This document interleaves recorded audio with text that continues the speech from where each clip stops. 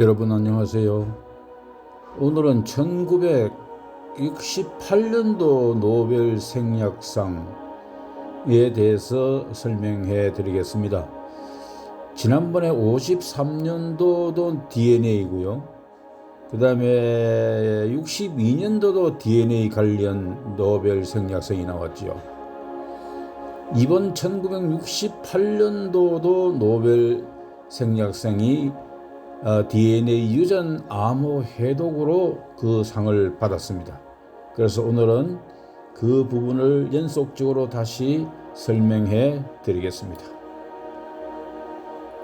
1968년 노벨 생리학상 유전암호 해독 수상자 마셜 니렌버그, 하르 고빈드 코라나, 로버트 홀리. 수상 이유 유전암호 해독에 대한 공로. 유전암호 DNA 염기 서열이 어떻게 단백질 아미노산 서열로 변환되는지를 나타내는 규칙. 4가지 염기 A, T, C, G로 구성된 DNA가 3개의 염기로 이루어진 코돈이라는 단위로 구성.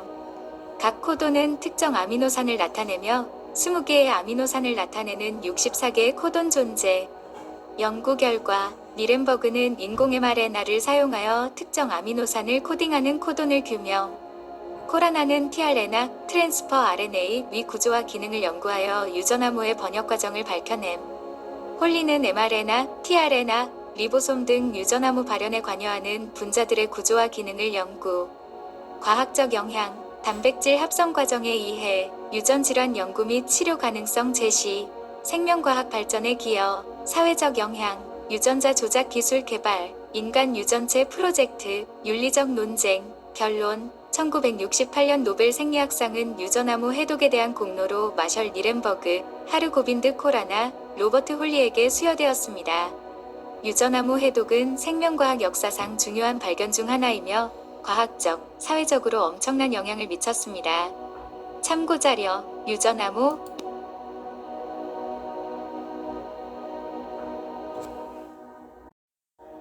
이번에는 위에 유전 암호 해독이 불교 철학 관점에서 어떻게 비유될 것인가를 잠시 설명해 드리겠습니다.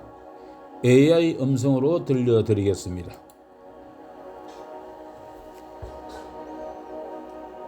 불교 철학 관점에서 유전암호 해독 비유. 1. 염기 유전암호는 DNA라는 존재의 핵심적인 요소이지만 스스로 존재하는 것이 아니라 다른 요소들과 상호 연결되어 존재합니다. DNA는 아버지와 어머니로부터 물려받은 유전 정보를 담고 있으며 이는 2개의 염색체가 결합하여 만들어집니다. 유전암호는 DNA 염기 서열에 따라 결정되며 단백질 합성 과정에 참여하는 다양한 분자들과 상호작용하여 생명활동을 유지합니다. 비유, 유전암호는 연못 속 연꽃과 같습니다. 연꽃은 뿌리, 줄기, 잎, 꽃 등 다양한 요소들과 상호 연결되어 아름다운 꽃을 피웁니다. 유전암호도 마찬가지로 DNA, RNA, 단백질 등 다양한 요소들과 상호 연결되어 생명의 신비를 창조합니다. 2. 무상, 유전암호는 끊임없이 변화하고 있습니다. DNA 복제 과정에서 염기 서열이 변형되거나 손상될 수 있으며 이는 유전 질환이나 돌연 변이를 유발할 수 있습니다. 유전암호의 변화는 생명의 다양성을 만들어내기도 하지만 동시에 예측 불가능한 위험성을 내포하기도 합니다. 비유, 유전암호는 흐르는 강물과 같습니다. 강물은 끊임없이 흐르고 변하며 과거의 모습과는 항상 다릅니다. 유전암호도 마찬가지로 끊임없이 변화하며 과거의 유전 정보는 현재와 미래의 유전 정보와 항상 다릅니다. 3. 유전암호는 독립적으로 존재하는 것이 아니라 다른 요소들과 상호 연결되어 하나의 전체를 이루고 있습니다. 유전암호는 DNA 염기 서열에 따라 결정되지만 단백질 합성 과정에는 tRNA, 리보솜, mRNA 등 다양한 분자들이 참여합니다. 유전암호는 이러한 분자들과 상호작용하여 생명활동을 수행합니다. 비유, 유전암호는 거대한 오케스트라와 같습니다. 오케스트라는 다양한 악기들이 조화를 이루며 아름다운 음악을 연주합니다. 유전암호도 마찬가지로 DNA, RNA, 단백질 등 다양한 요소들이 조화를 이루며 생명의 신비를 만들어냅니다. 4. 진여 유전암호는 복잡하고 정교한 구조를 가지고 있으며 생명의 비밀을 담고 있습니다. 유전암호의 구조를 연구함으로써 우리는 생명의 본질에 대해 더욱 깊이 이해할 수 있습니다. 하지만 유전암호의 모든 것을 이해하는 것은 불가능하며 생명의 비밀은 여전히 우리에게 미스터리로 남아 있습니다. 비유, 유전암호는 광활한 우주와 같습니다. 우주는 광활하고 신비로우며 우리는 아직 우주의 모든 것을 이해하지 못합니다. 유전암호도 마찬가지로 광활하고 신비로운 존재이며 우리는 아직 유전암호의 모든 것을 이해하지 못합니다.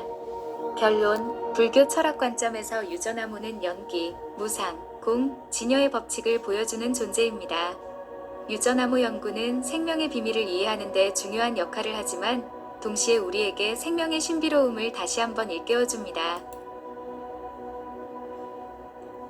이번에는 이 내용을 아이들도 청소년도 쉽게 이해할 수 있도록 실력은 없지만 그 동화로 한번 만들어서 여러분들에게 들려드리겠습니다. 꼬마 탐정 지니와 유전암호의 비밀. 옛날 옛적에 꼬마 탐정 지니가 살았습니다. 지니는 호기심 많고 용감한 소녀였으며 어려운 사건을 해결하는 것을 좋아했습니다. 어느 날 지니는 친구 루카로부터 이상한 소식을 들었습니다. 루카의 할머니는 갑자기 기억력을 잃고 이상한 행동을 하기 시작했습니다.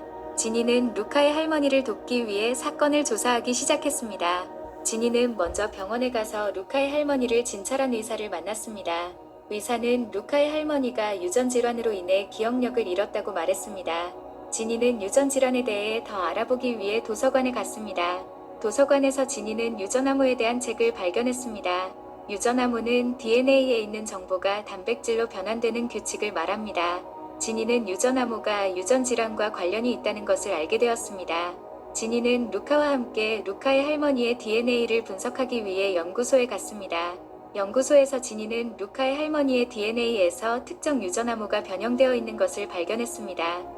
이 변형된 유전암호가 루카의 할머니의 기억력 상실을 유발한 것이었습니다.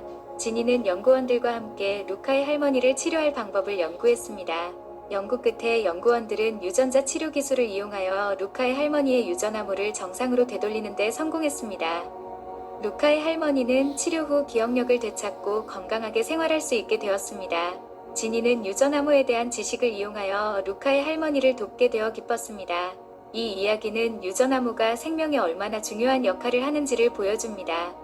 또한 호기심 많고 용감한 꼬마 탐정 지니의 모습은 우리에게 어려운 문제에도 굴하지 않고 해결하려는 노력을 가르쳐줍니다.